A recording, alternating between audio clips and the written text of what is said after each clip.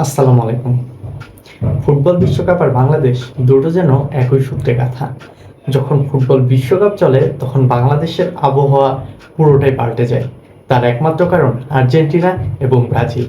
এই দেশের একটা বড় অংশ আর্জেন্টিনার সমর্থক এবং আরেকটা অংশ ব্রাজিল সমর্থক। তাই তাদের মধ্যে সমালোচনা, তাদের মধ্যে কথার লড়াই চলতেই থাকে।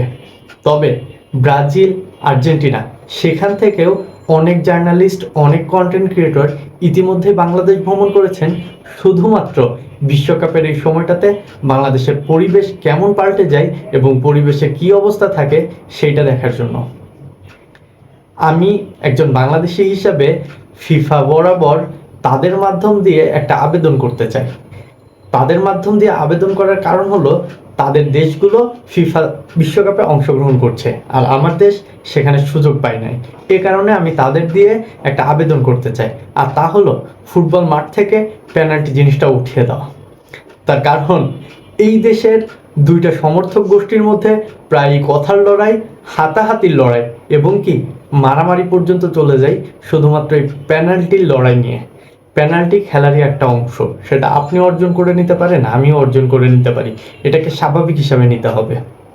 আমার দেশের অনেক বিশ্লেষক এবং অনেক কন্টেন্ট ক্রিয়েটররাও ইতিমধ্যে এই জিনিসটা নিয়ে ট্রোল করাকরি শুরু করে দিয়েছে। তবে এই জিনিসটা থেকে বের হয়ে আসতে হবে। তার কারণ আমি বলি, আর্জেন্টিনার মেসি বলি, তারপর আমি কিলিয়ান এমবাপ্পে বলি, অলিসের কথা বলি, ইত্যাদি আরও অনেকের নাম এই মুহূর্তে আমার মাথায় আসতেছে না।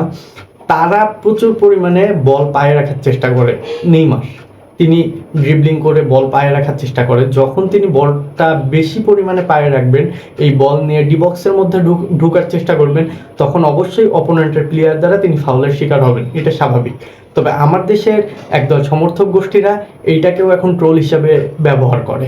পেনাল্টি পেলেই তারা আটকে ওঠে এবং তারা বলতে শুরু করে, আরে ভাই এটা তো পেনাল্টি গোল, এটা তো পেনাল্টি হয়েছে, এটা তো পেনাল্টি হয় নাই, ইত্যাদি ইত্যাদি। তাই আমি ফিফা বরাবর আবেদন করে এই পেনাল্টি জিনিসটাই আমি তুলে দিতে চাই, অন্ততপক্ষে বাংলাদেশের সমর্থকরা একটু শান্তিতে থাকতে পারে।